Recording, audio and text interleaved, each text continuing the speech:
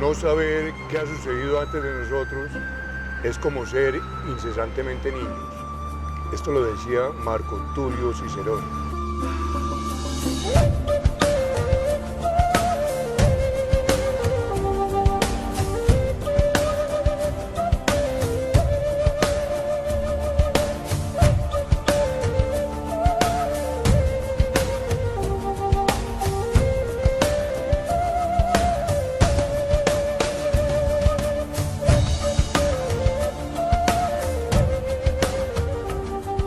Hoy estamos recuperando historia. Estamos con el abogado y exalcalde de Guarne, Alfredo Naranjo Hurtado. Cordial saludo, mi estimado doctor.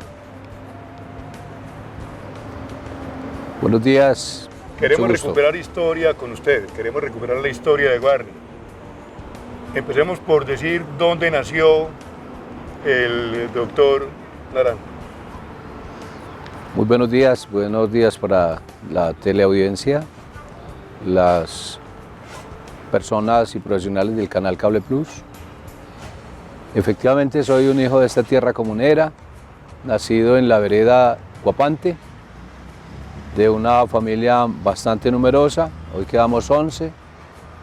Mi padre faltó hace un tiempo ya, 25 o 30 años, y aquí estamos. Muy bien, doctor. Entiendo que usted fue 3 veces, digámoslo así, alcalde de Guarne, una por nombramiento directo y 2 veces por elección popular. Hablemos de esa historia. Sí, un poco de historia. Hacia los años 80, hacia acá empieza mi, digamos, vida pública, siendo recaudador de impuestos, luego secretario general y de gobierno. Luego pasé a ser alcalde encargado y posteriormente la vida nos dio la oportunidad de dirigir los sinos de nuestro municipio en el año 95 al 97 y volvimos por elección popular, una segunda vez por elección en el año 2001-2003. La primera vez fue por decreto, un encargo que se hizo a través de la gobernación del departamento, y casi que a empalmar con lo que fue la apertura popular hacia los finales 80, principio del año 90.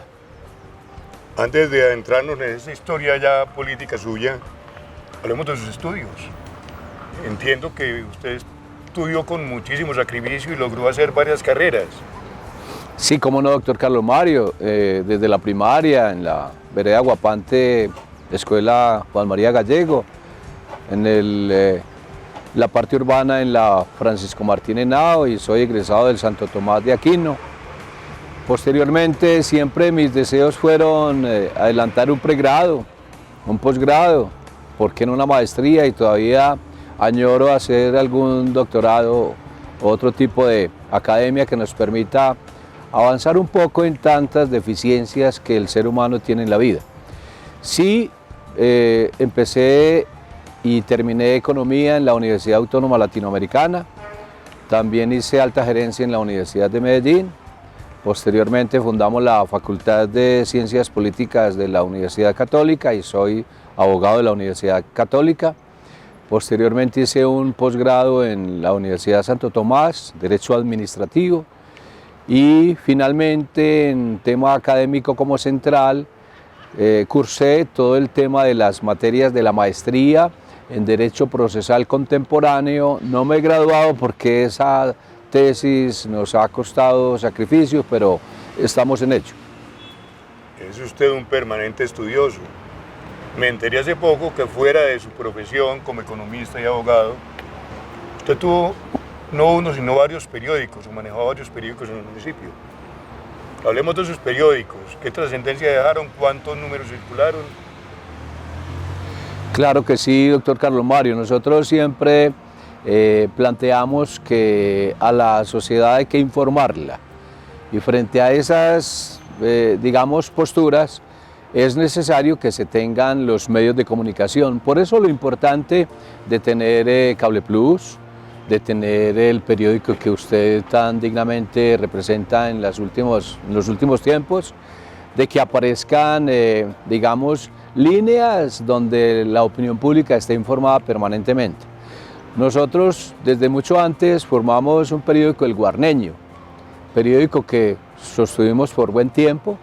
Después de ello fundamos otro periódico siendo el que presidía la administración, como es Identidad, y a través de Identidad dábamos a conocer a la opinión pública todos y cada uno de los actos que realizaba la administración. También acudíamos de manera permanente a los cimientos, las génesis de lo que hoy es Cable Plus, la antena parabólica. En ella manteníamos una constante información a la opinión pública, un noticiero cada 8 días, y lo compartíamos y mezclábamos, doctor Carlos Mario, con respecto a lo que es el medio escrito y el medio audiovisual.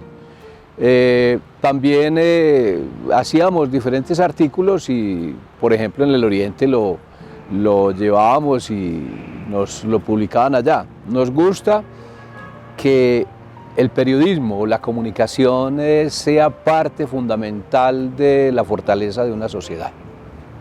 Retomemos ya nuestra historia. Su primera elección como alcalde popular fue ¿en qué fecha? Estábamos en la época del año 94, elecciones 94, para un periodo 95-97, épocas de mucha dificultad en el tema financiero, en el tema administrativo, épocas en las que se debieron asumir reformas como definía la naciente Constitución del 91. Mire usted que fueron 3 años después de la Constitución de 1991 y ello contrajo reformas en la seguridad social, reformas en todo el proceso de contratación, reformas en el ajuste administrativo, ley 617, reformas en tener que dejar, por ejemplo, de pagar muchos meses a los jubilados, porque dependíamos todavía de un nivel central. Se inician los periodos o elecciones populares muy próximos a aprobada la Constitución del año de 1991.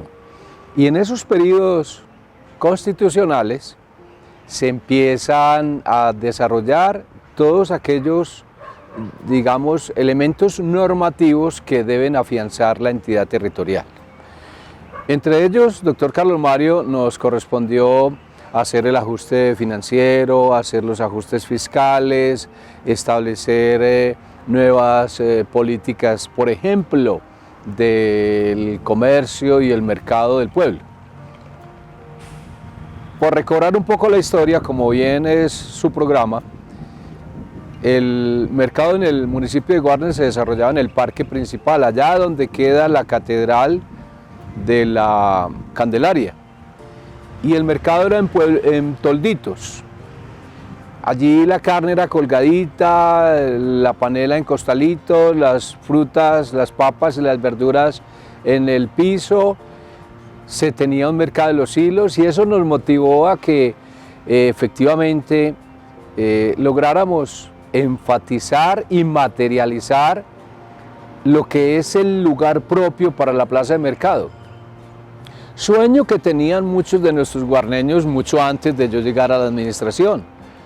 Y era tan verídico que hoy se tiene la plaza de mercado, pero para poder materializarla había que contar con una serie de recursos que no los tenía el municipio.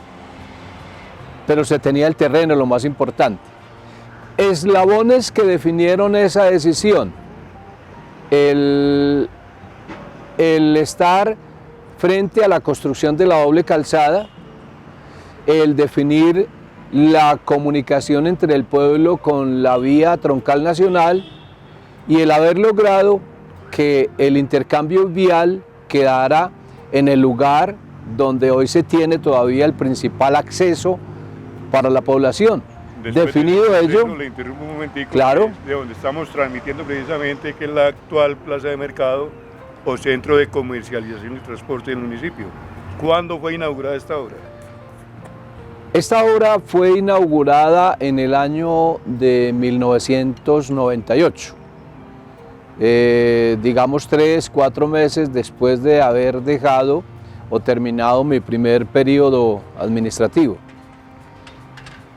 Fue una obra que muy dispendioso el realizarla, no se tenían los recursos, se tenía el terreno, el presupuesto era escaso para el municipio.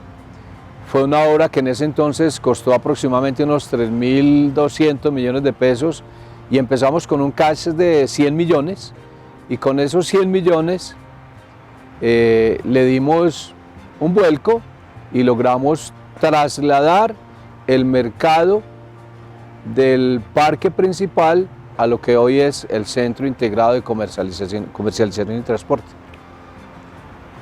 Bajo su gestión se hizo la obra, pero según me dijo, usted no la inauguró. Le correspondió a su sucesor.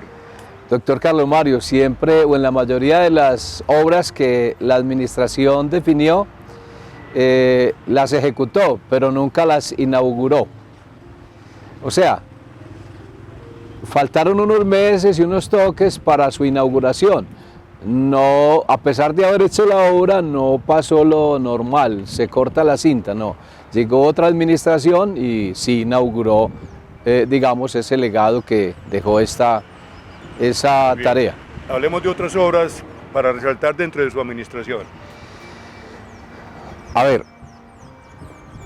definíamos que una de las principales tareas que tenían los municipios o que tienen hoy es atender los servicios públicos.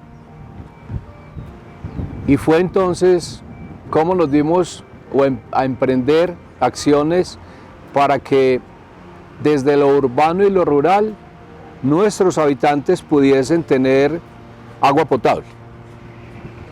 Fue una odisea. En el área urbana el acueducto se suministraba por unas tuberías, agua que no era tratada, se tenía un buen tanque de almacenamiento que hoy existe, pero no se tenía la optimización de la planta de tratamiento para el tratamiento de las aguas y convertirla o brindarla, ofertarla mejor de manera potable a nuestros ciudadanos.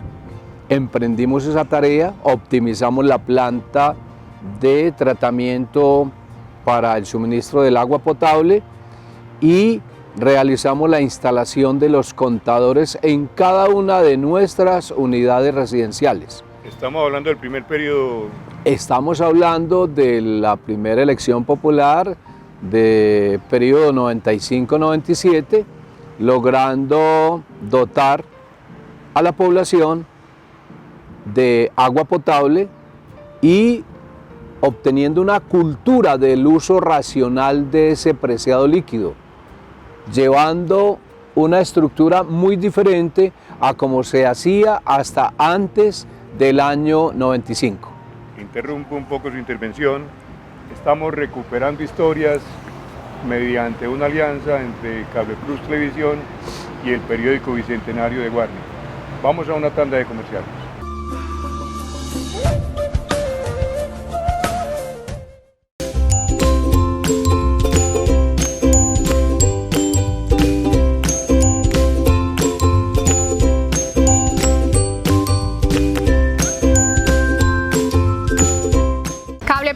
Informa que nuestro número telefónico ha cambiado. Ahora puede comunicarse con nosotros a través del 322-1342.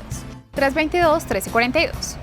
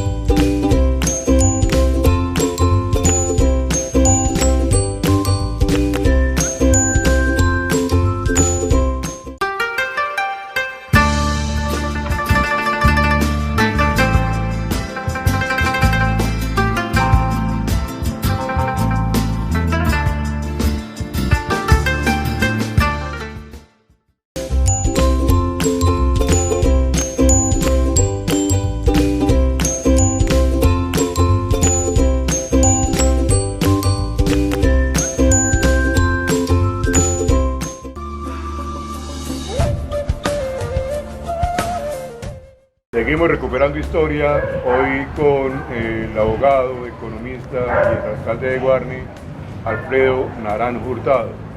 Continuemos, mi estimado doctor, nuestra recuperación de historias. Estamos hablando de su primera gestión como alcalde del municipio y hablábamos del agua potable, de la potabilización del agua. Sí, cómo no.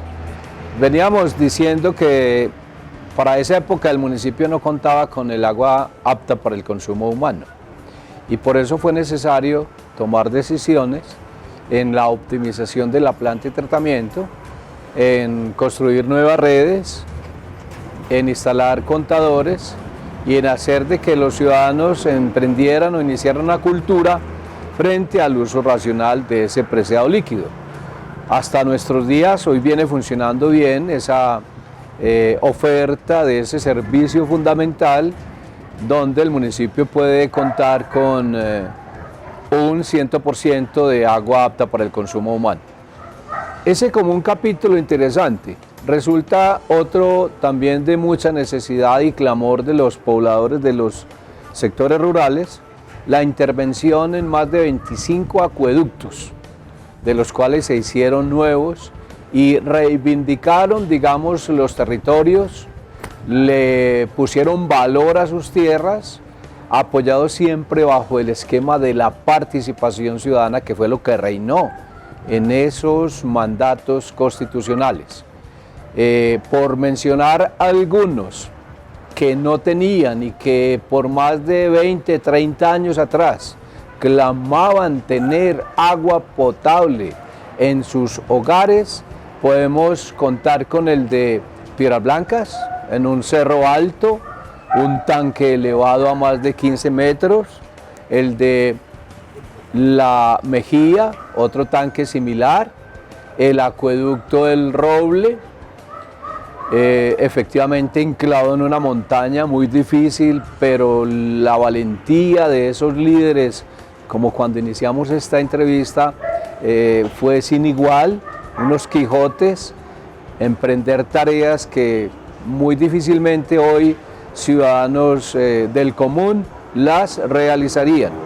El acueducto del Alto de la Virgen, el fortalecimiento y llevado a niveles de carácter regional y nacional e internacional, como fue el acueducto Hondita Hojas Anchas. Tuvimos que ver allí inmensamente en esa construcción, el de El Colorado, el de Juan 23, por decir algo, doctor Carlos Mario, pero fue un momento, digamos, muy importante para definir lo que describía o describe la Ley 142 o Ley General de Servicios Públicos, y por eso Guarne, yo diría que es uno de los municipios más adelantados en recibir la oferta de ese vital servicio.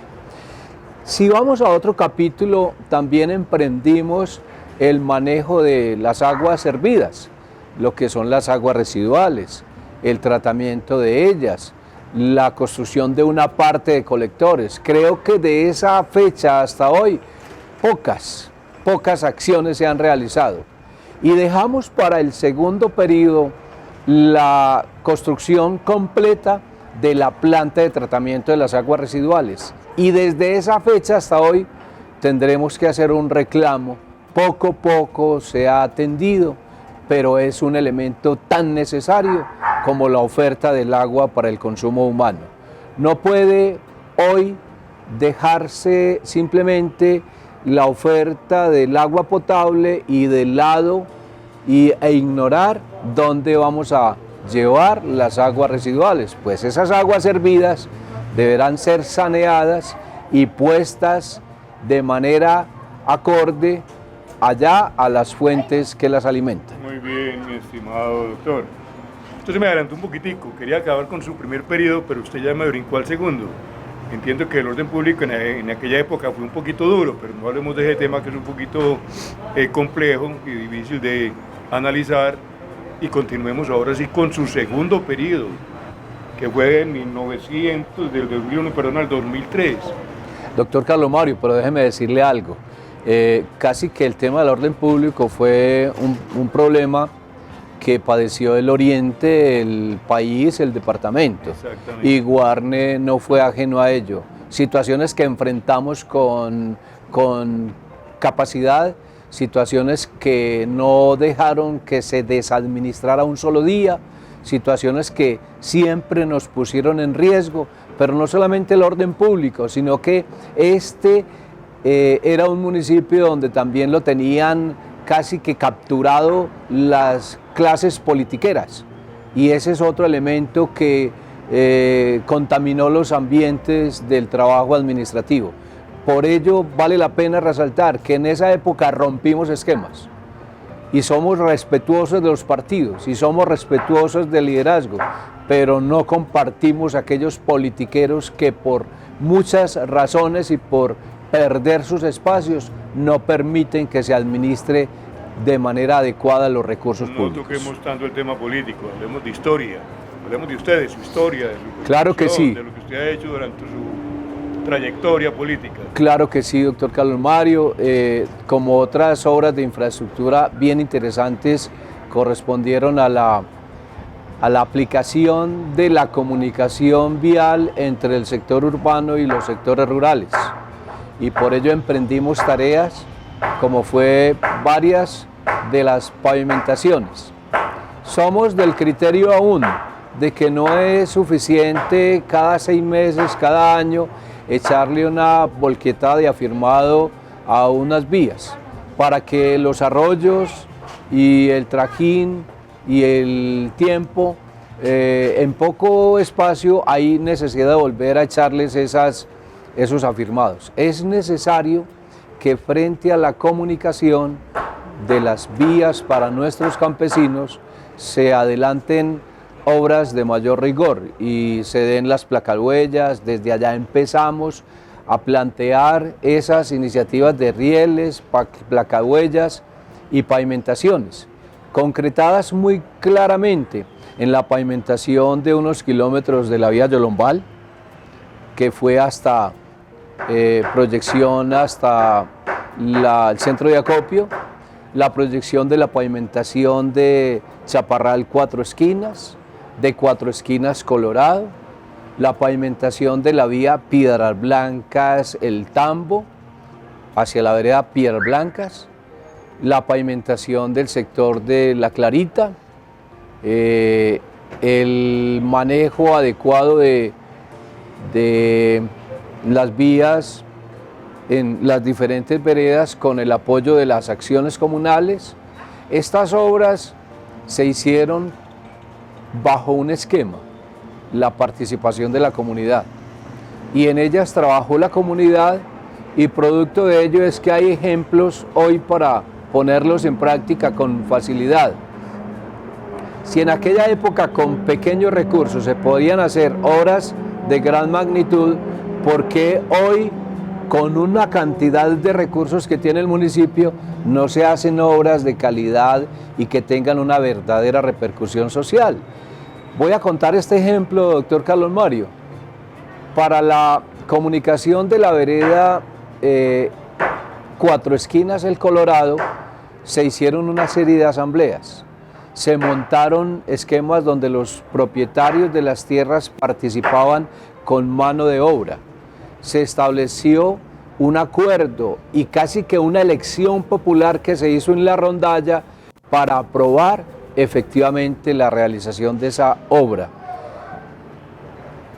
Después de realizada la pavimentación de esa vía, la mayoría de los pobladores del Colorado y trabajadores, mujeres que madrugan, viven allá, porque se pone un servicio de transporte, porque está desde tempranas horas del día, porque está de manera permanente cada media hora, cada 15 minutos, y hace que entonces se tenga un servicio tan necesario para la comunicación de la sociedad como es los medios de transporte. Y con cierta frecuencia.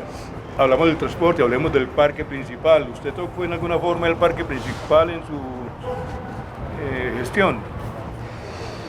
No fue esa la prioridad en esa administración. La prioridad era descongestionar el parque y por eso se hizo la plaza de mercado. El parque ya ha tenido una serie de modificaciones que han acontecido en administraciones posteriores a las que nos correspondió presidir. Muy bien, don Alfredo, ahora sí sigamos hablando de usted como persona. ¿A qué está dedicado en este momento? Hombre, doctor Carlos Mario, yo tengo mi centro de consultoría jurídica, atiendo el tema de proyectos, soy un litigante, trabajo el tema penal en buenas partes, trabajo el tema administrativo y varias áreas del derecho que nos ayudan a lograr responder por nuestras responsabilidades y nuestra subsistencia. Como abogado pues ejerzo en el Oriente, en Medellín y en otras partes del departamento. Muy bien. Esta serie de obras, de sucesos y de hechos se van olvidando en el discurrir del tiempo. Por eso hoy estamos recuperando historia. Vamos a un corte comercial.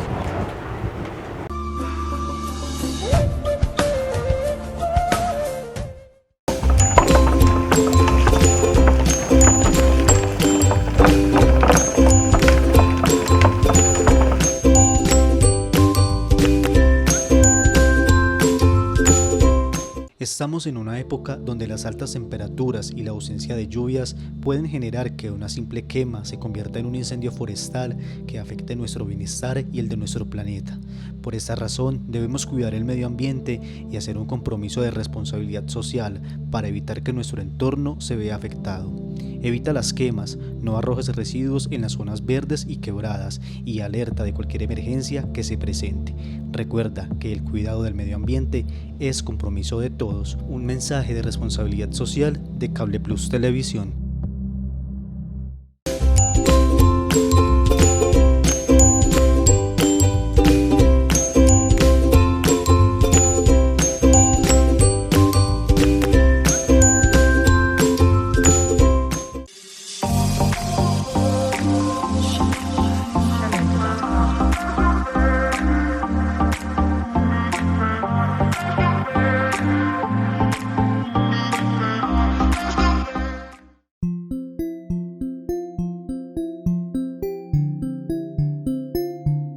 Guarne, la gran puerta del oriente antioqueño, ubicado entre dos ciudades claves en el desarrollo del departamento, con aires fríos y oxigenan los grandiosos paisajes verdes que nos rodean. Un pueblo de gente humilde que teje sus sueños.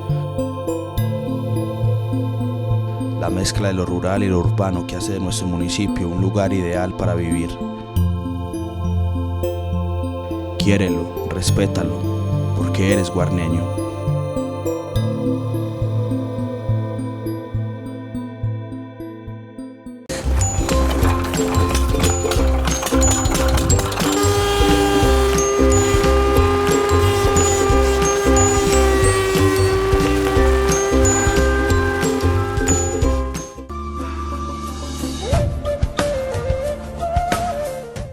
Seguimos recuperando historia hoy con el doctor Alfredo Naranjo Hurtado. Estimado doctor, vamos a enfocar la parte rural del municipio. Muy pocas veces se habla de ella, pero creo que es fundamental para el desarrollo de cualquier comunidad. Claro. ¿Cómo enfocó la parte rural del municipio? Claro que sí, en esa época nosotros planteamos la necesidad de que las familias tuviesen arraigo en nuestros campos. ¿Cómo hacerlo? Pues a través de la Secretaría de Agricultura se implementaron varios programas. Uno de ellos, que hoy recobra mucha vigencia, correspondió a la diversificación en el campo a través de la siembra de aguacate, de las diferentes variedades, de plantas aromáticas, de especies menores, de tener pan coger al interior de las pequeñas parcelas de nuestros campesinos. El tema del aguacate es de singular, importancia, porque a través de ello logramos que se implementara una cultura en torno a la educación, en torno a la alimentación, en el arraigo de las propiedades, en procesos de reforestación en saber de que la naturaleza nos permite tener especies tan importantes para la dieta como el aguacate, y que a través de él fueron temas trabajados, se pueden desarrollar variedad de, digamos, alternativas. Por ejemplo, el consumo en unas familias, la capacidad de tener en sus parcelas producción para su sustento, para la comercialización. El aguacate permite que se puedan establecer una serie de geles especiales para que así lo planteábamos, las mujeres se laven el cabello, las mujeres se quieran, para que reemplazara en buena medida. Hablamos de temas económicos, el aguacate es un sustituto de la mantequilla. Cuando la mantequilla está costosa, puedo comprar aguacate, y una arepa con aguacate tiene un valor nutritivo más que una carne. ¿Sí? ¿Qué incidencia tuvo esa proyección de ustedes de la siembra del aguacate con la actualidad, donde está exportando el aguacate Hass y nos hemos convertido casi en el primer exportador de Antioquia a los Estados Unidos?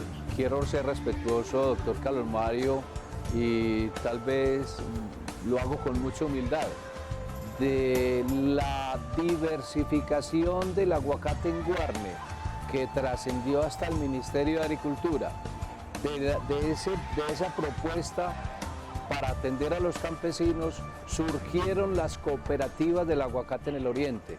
Se le dio un gran valor al cooperativismo del aguacate en el Retiro, en La Ceja, y a partir de allí empezaron a retomarse en estrategias, digamos, que permiten dinamizar empresas frente al tema del aguacate.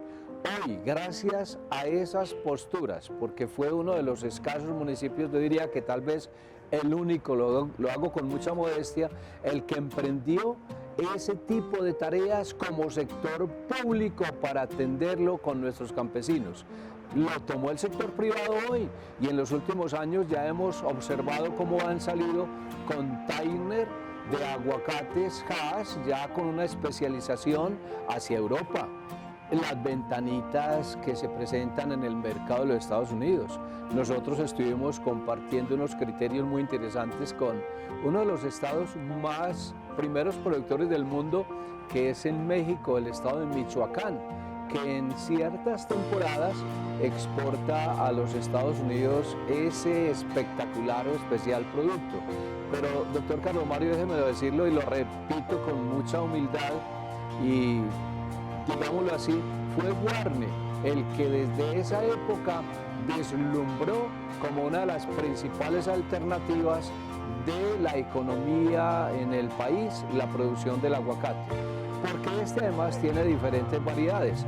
Hay un aguacate Hass, hay un aguacate Reed, hay un aguacate Choquete, hay un aguacate Papelillo, y aquí se establece la postura de un aguacate que tiene que ver como un híbrido, que no es el aguacate del Carmen de Bolívar, por decir algo, que cuando viene la cosecha tienes que bajarlo. Aquí puedes conservar un aguacate 3, 4, 5 meses en el árbol. Esa historia es una historia muy bonita, pero retomemos ya la parte política. Yo le he preguntado a qué partido pertenece el doctor Alfredo Naranjo. Yo pertenezco al partido de la gente, a mí no me interesan partidos. Muy bien, entonces usted nunca ha tenido filiación política. Sí, he tenido una ideología que ha sido ideología conservadora, pero da pereza y da tristeza saber que es desde allí donde se encaran los elementos de la corrupción. Démosle algún mensaje a la comunidad, a la juventud sobre todo. No tiene que ser propiamente político, pero es un mensaje en términos generales, de actuaciones dentro de la comunidad, del sentido social, del sentido de la responsabilidad y del amor a la patria. La juventud hoy tiene especiales oportunidades en tantas tareas que deben hacer. La juventud debe de pensar, o debemos ayudarlos para que no caigan en los temas facilistas, para que logremos contrarrestar tantos males que aquejan a la sociedad, para que derrotemos ese tema de los vicios, para que produzcamos una mentalidad en los niños y en los jóvenes de ser emprendedores, de saber de que la vida es bueno ganársela, pero bajo el trajinar de cada día, bajo el esfuerzo, bajo la academia. Hoy se tienen cantidad de oportunidades para que el ser humano se perfeccione. No es como antes, cuando uno tendría que ir a los colegios con los cuadernitos en la mano, tal vez me tocó a mí a pie limpio, con dificultades en la alimentación, de tal manera que hoy las oportunidades son muy especiales para que los jóvenes, a cambio de desvirtuar su integridad, prosperen en sus procesos de formación.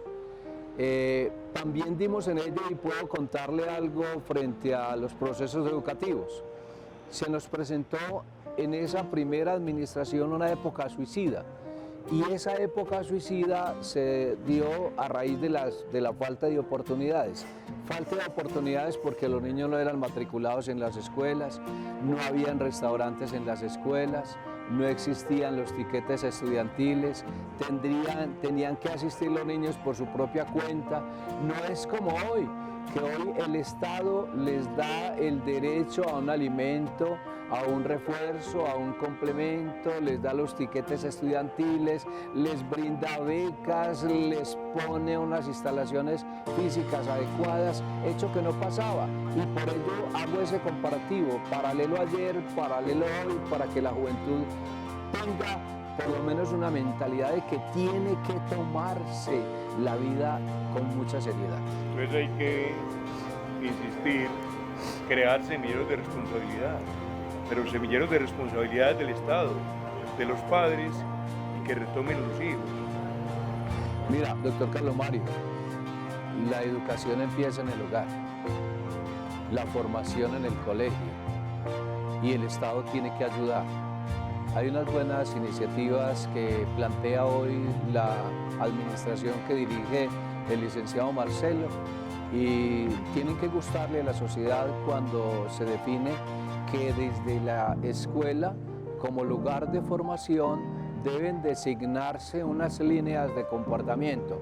Primero los valores, el respeto, el amor por nuestros propios vecinos, por nuestro terruño, el hacer que las personas se quieran, porque si la persona se quiere, pues va a querer a los otros con mayor facilidad.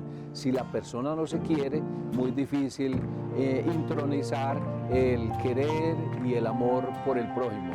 De tal manera que desde la escuela, como plan de formación, debe de brindarse la cátedra, como aquella cátedra de Carreño, que invitaba a que nuestros niños, nuestros discentes, con los docentes y con los padres de familia, se arme un equipo muy sólido para que la sociedad no pierda, digamos, sus pilares, su sostén, que están en sí desarrollados en aquellos valores, y con esos valores se puede proyectar perfectamente una sociedad competente y respetuosa de su propio desarrollo. Muy bien, doctor, estamos recuperando historias mediante alianza del Cable Plus Televisión y el periódico Bicentenario.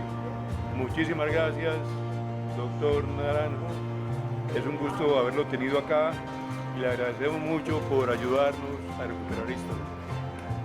A ustedes muy amables, estaré atento, seguiremos en ese plan de trabajo como siempre lo hemos hecho, dando la cara a nuestra gente.